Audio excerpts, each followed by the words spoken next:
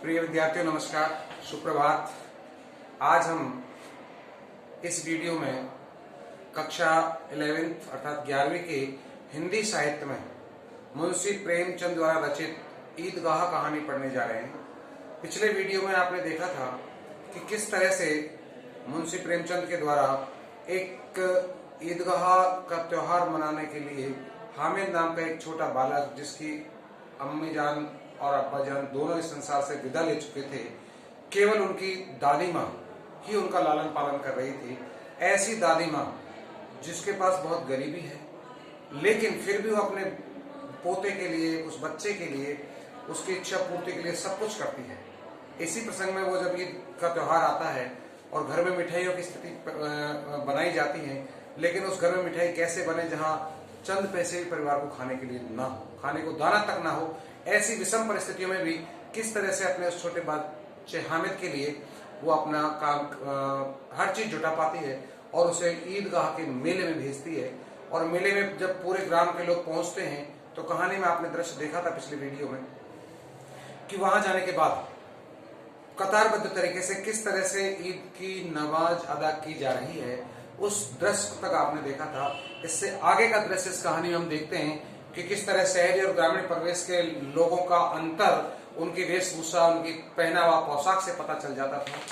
अब वह दृश्य देखते हैं हम नमाज अदा करने के बाद। इससे आगे कहानी में क्या बताते हैं मुंशी प्रेमचंद कि नमाज खत्म हो गई, लोग आपस में गले मिल रहे थे, तब मिठाई और खिलौने की दुकानों पर धावा होता है। जैसे नमाज समाप्त होती है, सारे लोग आपस में गले मिलते हैं, दुआएं देते हैं और फिर मिठाइयों की दुकान पर धावा बोल देते हैं। ग्रामीणों को यह इस विषय में बालकों से कम उत्साही नहीं है, यानी बालक तो उत्साही होते ही है मिठाइयों के लिए, बट ग्रामीण जो लोग थे, बड़े बूढ़े भी, सब उन मिठाइयों की दुकान पर जाने के लिए तत्पर है। यह देखो हिंडोला है, 1 पैसा देकर चढ़ जाओ, कभी आसमान पर जाते हुए मालूम होंगे, कभी जमीन पर गिरते हुए। यह चरखी है, लकड़ी के हाथी, घोड़े, ऊंट छड़ों से लटके हुए, 1 पैसा देकर बैठ जाओ और 25 चक्करों का मजा लो। यानी मेले का पूरा उत्साह वहां देखने को मिल रहा है। महमूद और मोहसिन और नूरे और सम्मी इन घोड़ों और ऊंट पर बैठते हैं। हामिद बेचारा वो लड़का दूर खड़ा है, 3 ही पैसे तो उसके पास हैं, अपने कोस का 1/3 जरा सा चक्कर खाने के लिए नहीं दे सकता।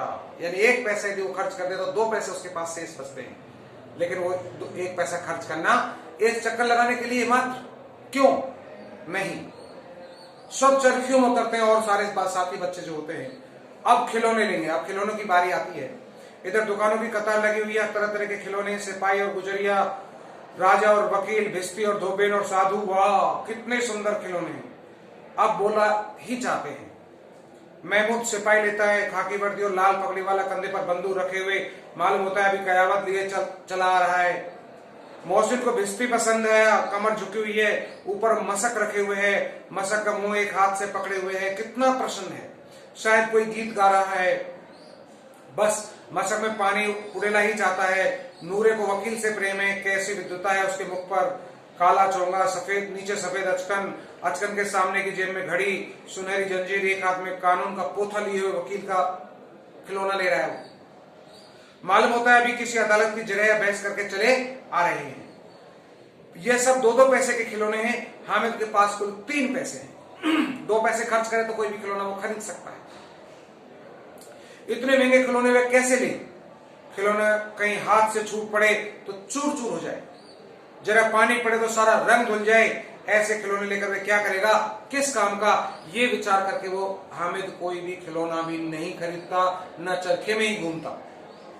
मोहसिन कहता है मेरा भिस्ती रोज पानी दे आएगा सांझ सवेरे मेरे बाग बगीचों में, मेरे घर पर।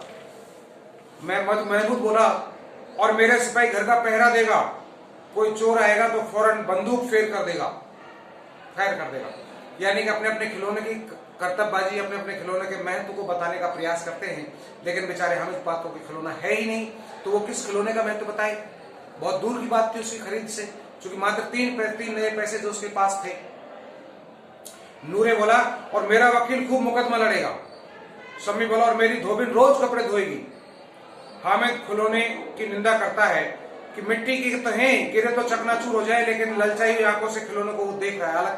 हालांकि बालक ही तो ठहरा, ऊपर के मन से तो मना कर रहा है, लेकिन अंदर से उसके मन में ललचायापन है और चाहता है कि जरा देर के लिए उन्हें हाथ में ले सकता है, उसके हाथ अनायास लपकते हैं। लेकिन लड़के इतने त्यागी नहीं होते, विशेषकर जब अभी नया शौक है, हामिद ललचाता रह जाता है।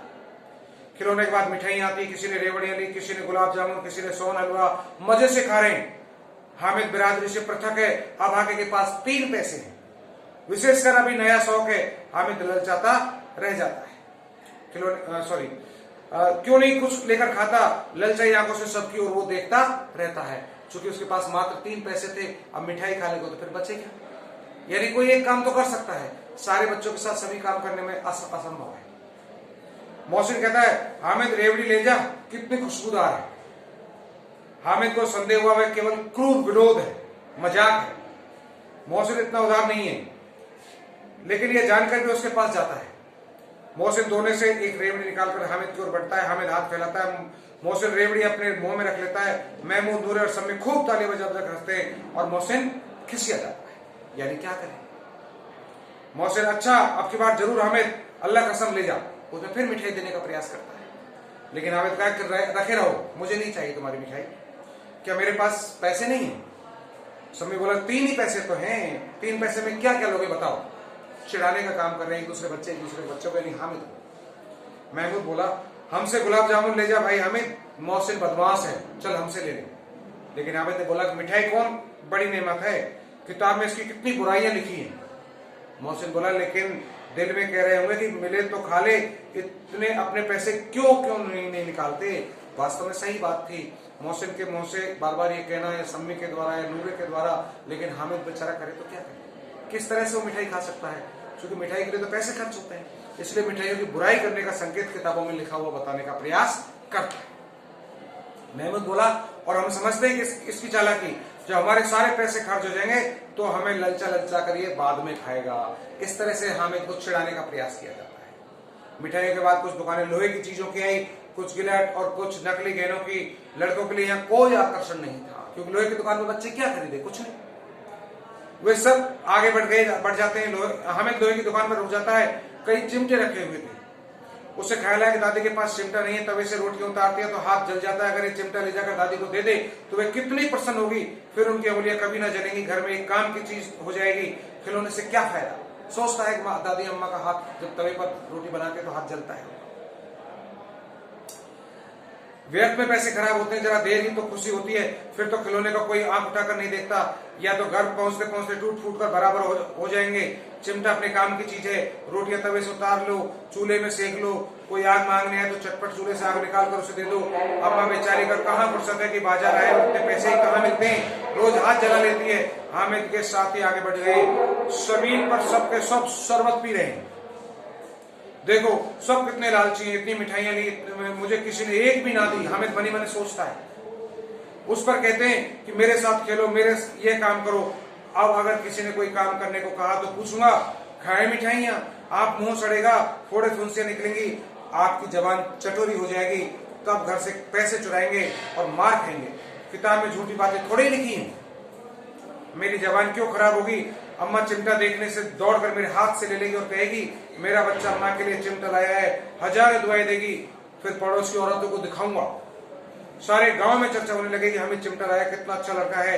इन लोगों के खिलौने पर कौन इन्हें दुआएं देगा? बड़ों की दुआएं सीधे अल्लाह के दरबार में पहुंचती हैं और तुरंत सुनी जाती हैं।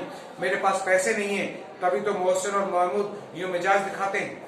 मैं भी इनसे मिजाज दिखाऊंगा, खेलें खिलौने और खाए मिठाइयां। मैं नहीं खेलता खिलौने, किसी का मिजाज क्यों सहूं? मैं गरीब सही, किसी से कुछ मांगने को तो नहीं जाता। आखिर अब्बाजान कभी न कभी आएंगे, अम्मा भी आएंगी ही, फिर इन लोगों से पूछूंगा कितने खिलौने लोगे, एक एक को टोकरियां खिलौने दूं और दिखा दूं कि दोस्तों के साथ इस तरह सलूक किया जाता है। यही नहीं कि एक पैसे की रेवड़ी ली तो चिड़ा कर खाने लगे, सबके सब हंसेंगे कि हामिद ने चिमटा लिया है, हंसे मेरी बला से, मेरी तरफ से। उससे दुकानदार ने पूछा, ये चिमटा कितने का है? देखिए हामिद बालक अपने दोस्तों के साथ किए गए उस तिरस्कार की स्थिति को सोचता है कि किस तरह से उसके साथी बालक मिठाइयां खरीदते हैं तो चिड़ा कर खाते हैं, और कोई खिलौने खरीदते तो दिखा कर खरीदते हैं। लेकिन हामिद सोचता है चल ठीक है, कोई समय तो आएगा, मेरा अब्बा जान आएगा, मेरी अम्मी भी आएगी, तो मैं भी दोस्ती क्या होती है मैं दिखाऊंगा, उनके लिए भर टोकरी खिलौने दे दूंगा। लेकिन और लेकिन सबसे बड़ा प्रश्न यहाँ ये होता है कि कहाँ उसका अब्बा जान है, कहाँ उसकी अम्मी जान है। लेकिन बालक को इस बात का आभास नहीं कि वो तो दुनिया से विदा ले चुके। उसको यही उम्मीद है कि वो एक दिन आएंगे तो मैं भी अपने दोस्तों को ये सारी चीज करके दिखाऊंगा। और पूछ लिया दुकानदार से, बताइए कितने पैसे का है। दुकानदार ने उसकी ओर देखा और कोई आदमी साथ ना देकर कहा कि तुम्हारे काम का नहीं है जी, क्योंकि हमें तो बच्चा था, चिमटे का क्या करेगा। दुकानदार ने हामिद को मना कर दिया।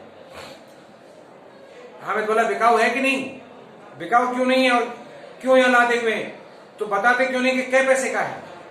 6 पैसे लगेंगे।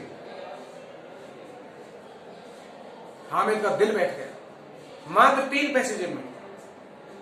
हामिद का दिल बैठ गया, ठीक ठीक बताओ क्या लोगे। ठीक ठीक 5 पैसे लगेंगे, लेना हो तो लो, नहीं तो चलते बनो। हामिद ने कलेजा मजबूत कर कहा 3 पैसे लोगे। चूंकि हामिद के पास मात्र 3 ही पैसे और वो 5 पैसे पर अट गया, रुक गया।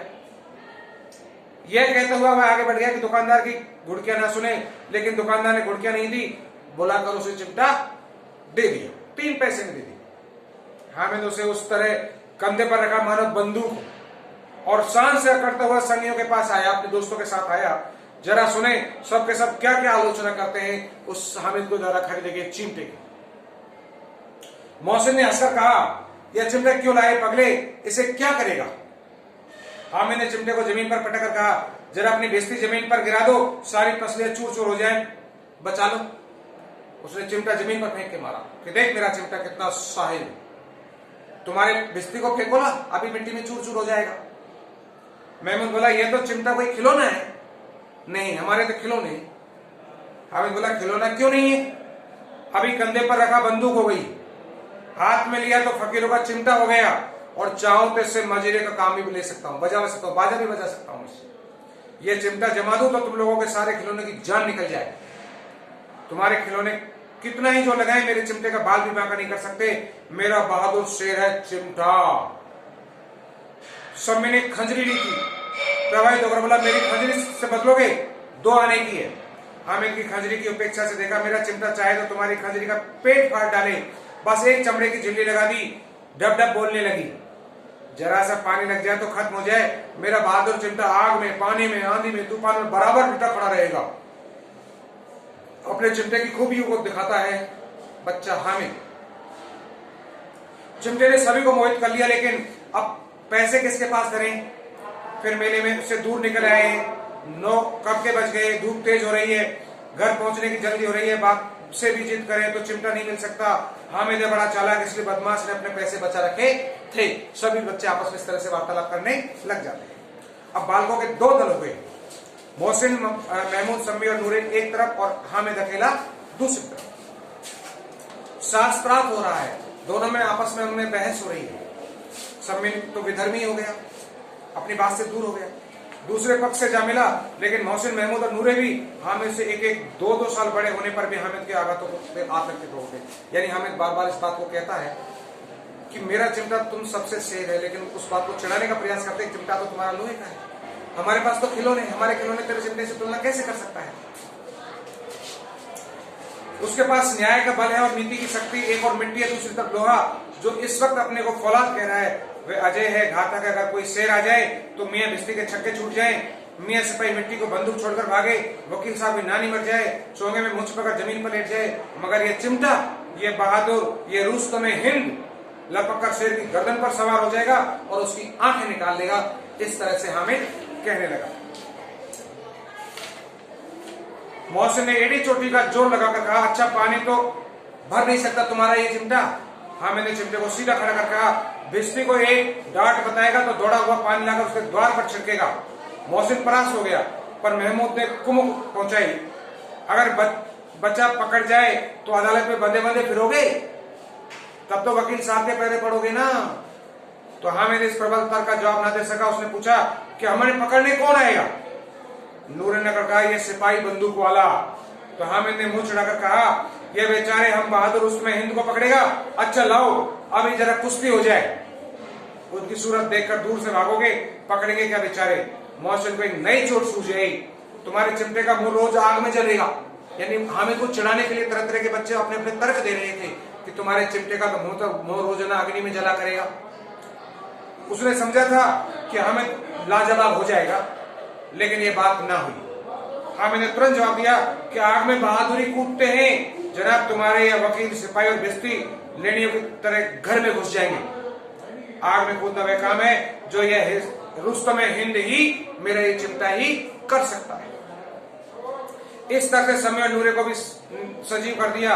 कितने ठिकाने की बात कही है पट्टे ने, चिमटा बावर्ची खाने में पड़ा रहने के सिवा और क्या कर सकता है।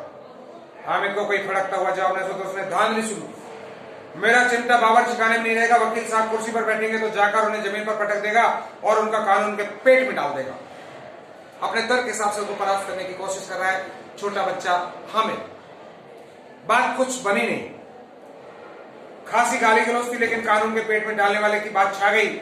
ऐसी छा गई कि तीनों सुबह मुंह ताकते रह गए, मानो कोई देलचा कनकुआ किसी गंडे वाले कनकुए को काट गया हो। कानून मुंह से बाहर निकलने वाली चीज है, उसको पेट के अंदर डाल दिया जाना बेतुकी सी बात होने पर कुछ नयापन रखती है। हामिद ने मैदान मार गिराया, उसका चिमटा रुस्तम हिंद है। अब इसमें मोहसिन नूरे सब में किसी को भी आपत्ति नहीं हो सकी। विजेता को हारने वाले से सब सत्कार मिलना स्वाभाविक है। वह हामिद को भी मिला और उन्हें 3-3, 4-4 आने पैसे खर्च किए, पर कोई काम की चीज नहीं ले सके। हामिद ने 3 पैसे में रन जमा दिया। सच ही तो है, खिलौने का क्या भरोसा, टूट फूट जाएंगे। हामिद का चिमटा तो बस बना रहेगा बरसों तक। सब बच्चे इस तरह से कहने लगे। संधि की शर्तें तय होने लगी। मोहसिन ने कहा, जरा अपना चिमटा तो हमें भी देखें, हम तुम्हारा बिजली लेकर देखो। महमूद और नूरी ने अपने अपने खिलौने पेश कर दिए कि चलो तुम हमारा खिलौना ले लो, तुम्हारा चिमटा हमें दिखा दो यार, कैसा खिलौना है तुम्हारा। हामिद को इन शर्तों के मानने में कोई आपत्ति न थी। चिमटा बारी बारी से सबके हाथ में गया और उनके खिलौने बारी बारी से हामिद के हाथ में भी आए। कितने खूबसूरत खिलौने हैं। आखिर हामिद का मन तो खिलौने पर ललचा ही रहा था। हामिद ने हारने वालों के आंसू पहुंचे। मैं तुम्हें चढ़ रहा था सच, ये चिमटा भला इन खिलौने की क्या बराबरी करेगा। मालूम होता है अब बोले, लेकिन मोहसिन की पार्टी को इस दिलासे से संतोष नहीं होता। चिमटे का सिक्का खूब बैठ गया है, चिपका हुआ टिकट अब पानी से नहीं छूट रहा है। मोहसिन, लेकिन इन खिलौने के लिए कोई हमें दुआ तो ना देगा। मैं दुआ के लिए फिरते हो, उल्टे मार ना पड़े, अम्मा जरूर कहेंगे कि मेले में यही मिट्टी के खिलौने में तुम्हें मिले। हामिद को स्वीकार करना पड़ा कि खिलौनों को देखकर किसी की माँ इतनी खुश ना होगी जितनी दादी चिमटे को देखकर की होगी। 3 पैसे ही में तो से सब कुछ करना था और उन पैसों ने इस उपयोग पर पछतावे की बिल्कुल जरूरत ना थी। अब तो चिमटा रुस्तम हिंद है और सभी खिलौनों का बादशाह। रास्ते में महमूद को भूख लगी, उसने बाप ने केले खाने को दिए। महमूद ने केवल हामिद को साजी बनाया, उसके अन्य मित्र मुंह ताकते रह गए। यह उस चिमटे का प्रसाद था जो सब बच्चों ने अपने हाथ में लेकर के देखा, लेकिन महमूद ने ही हामिद को खाने को केले दिए, बाकी किसी साथी के द्वारा और कुछ भी नहीं दिए गए। ऐसा करते हुए मेले का आनंद लेते हुए अपने वापस गांव को लौट रहे हैं। आज का ये पाठ इस आज की वीडियो में यही समाप्त करते हैं। इस पाठ का शेष भाग हम अगले वीडियो में पढ़ाएंगे। तब तक के लिए धन्यवाद।